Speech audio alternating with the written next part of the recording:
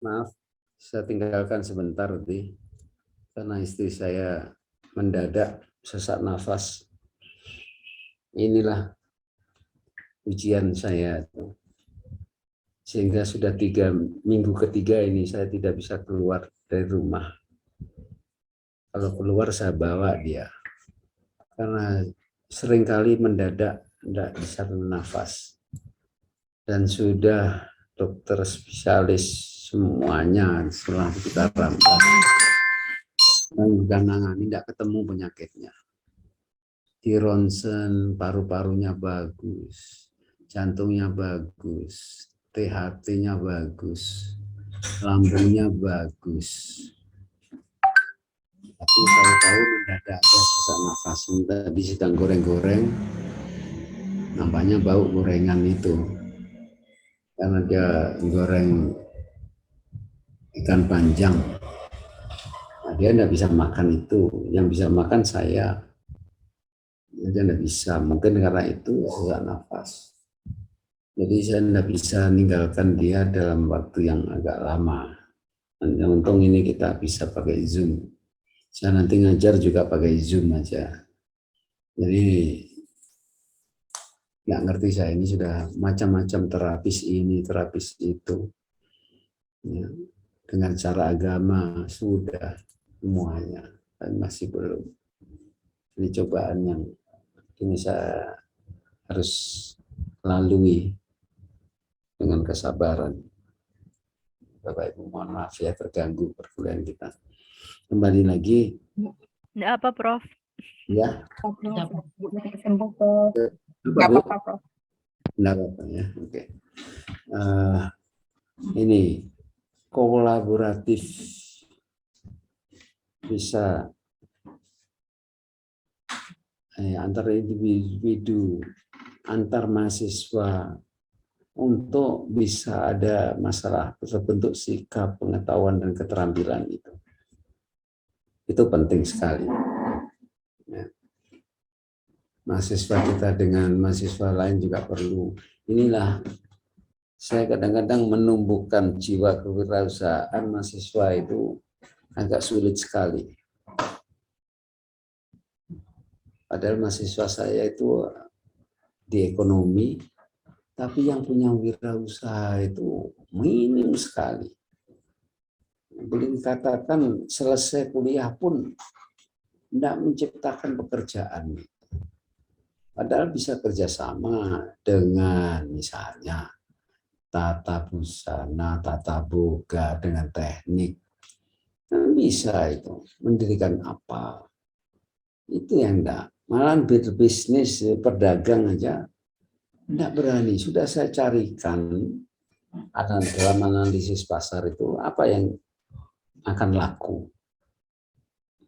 Enggak berani, enggak punya modal. Saya pinjami modal tanpa bunga, tapi harus berbalik 6 bulan. Karena kalau sudah 6 bulan dia lepas dari saya kan. Kalau masih mata kuliah dia pegang dan dia ikut saya kan tidak berani, dia akan nipu. Tidak berani juga. Nah inilah problem-problem mahasiswa kini. Memang perlu kolaboratif. Jadi kembali lagi di sini karakteristik pembelajaran jadi RPS kaitannya dengan sini dengan dosen ya. Dan mahasiswa, dosen dan lingkungan untuk mencapai suatu CPL. Lingkungan belajar bisa dilakukan ini semuanya ya, bisa lakukan ini semuanya. Silahkan. Nah ini mau saya ganti share-nya atau ada yang bertanya? Kalau ada yang bertanya sebelum saya lanjut lagi.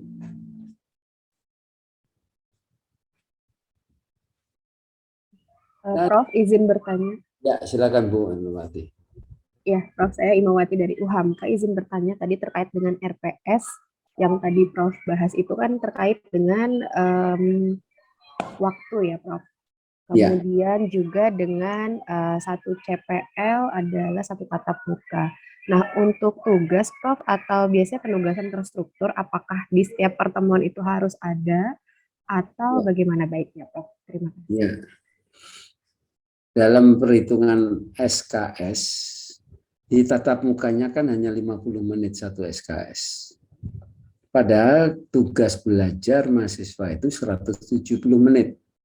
Berarti ada 120 menit itu yang harus kita pikirkan.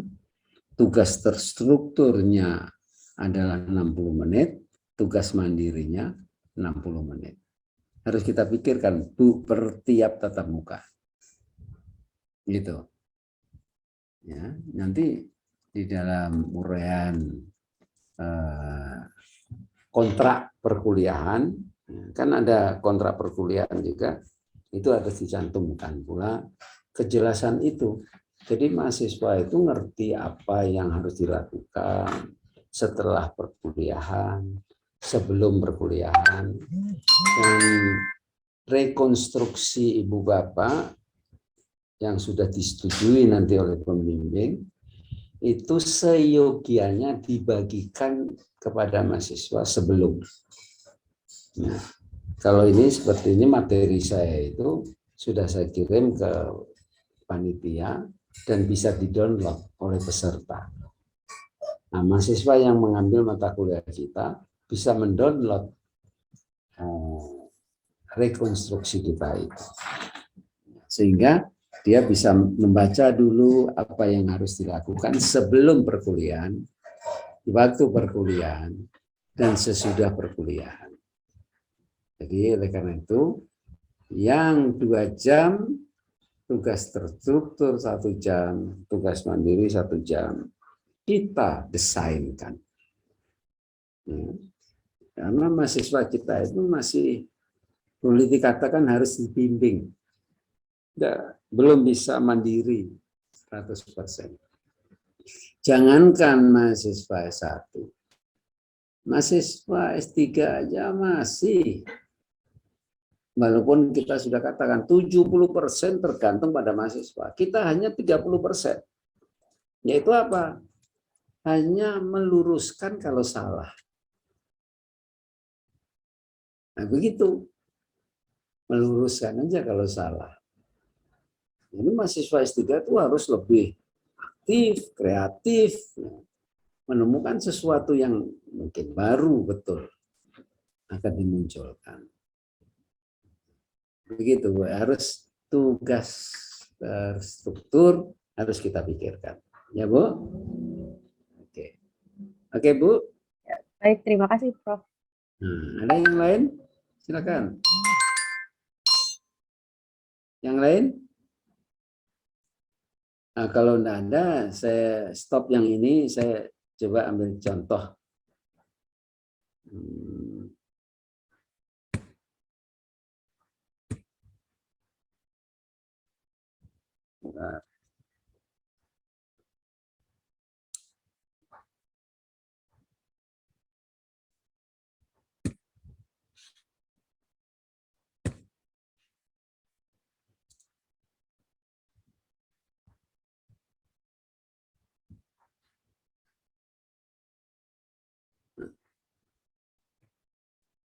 Nah, inilah di atas ini yang umum-umum tadi ya, yang sifatnya umum, bahan kajiannya ada umum semua. Kok tidak mau naik turun gitu. Ya.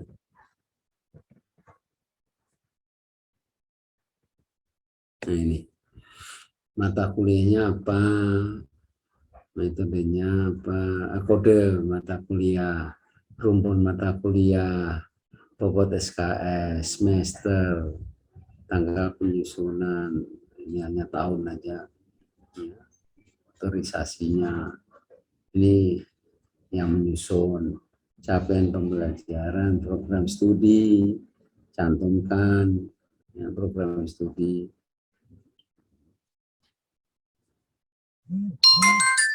Pembelajaran mata kuliah. Ini kita sudah rinci-rinci. Terus lanjut, saya masuk ke kolom. Ini yang perlu masuk kolom. Sub capaian pembelajaran mata kuliah. Ini yang capaian pembelajaran itu, yang saya sebut capaian pembelajaran khusus. lalu bahan atau materi kajian, strategi metode pembelajaran dan media, estimasi waktu, pengalaman belajar mahasiswa, penilaian. Ada kriteria, bentuk, indikator, bobot. Ini ada satu yang kurang, adalah referensi. Referensi. Nah, kalau untuk S1 perlu itu. Ini kebetulan untuk S3 jadi tidak perlu ditunjukkan betul. Nah, misalnya gini, menerapkan konsep identifikasi masalah penelitian secara ini topiknya atau materinya tentang identifikasi masalah penelitian. Nah, kalau di sini masih mampu menerapkan hasil kajian proses penelitian dan seterusnya. Ini proses penelitian dengan pendekatan kuantitatif kualitatif. Nah, untuk metodenya ini, medianya ini, dan seterusnya. Jadi ini yang dibuat untuk 1 semester. Ya. 16 tatap muka.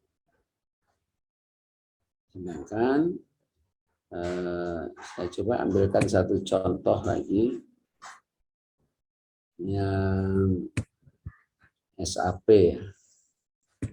Ini contoh yang sempat saya bimbing ini. Perkuliahan untuk tatap muka kedua.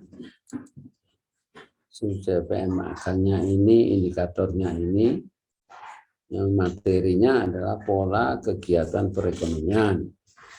Metodenya sini ceramah dan diskusi yang berarti di RPS misalnya. Oke. Kemudian pendahuluan. Ada 3 tahapan.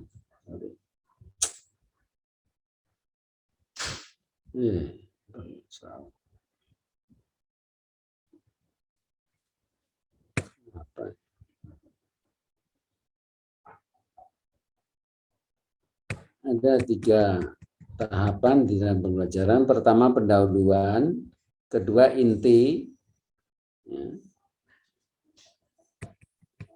ketiga penutup. Sebenarnya 3 itu aja yang utama. Nah, yang inti ini itu harus diuraikan detail. Dan lagi kegiatan dosen dan kegiatan mahasiswa harusnya seperti bertepuk tangan.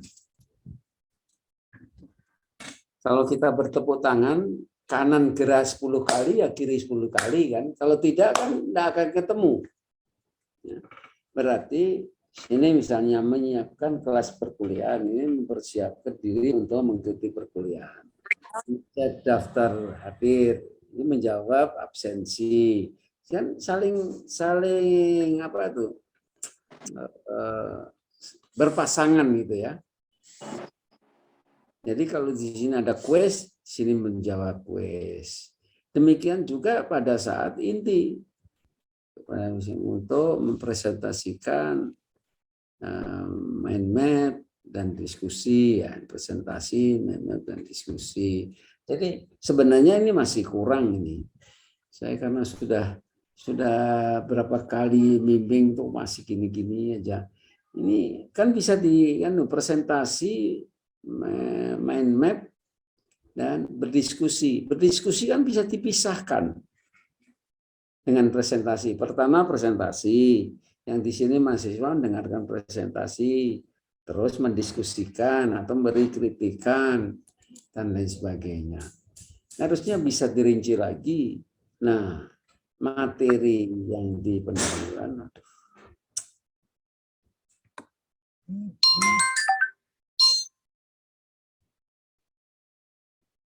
di pendahuluan ini 5% dari waktu. Penutup itu 10%.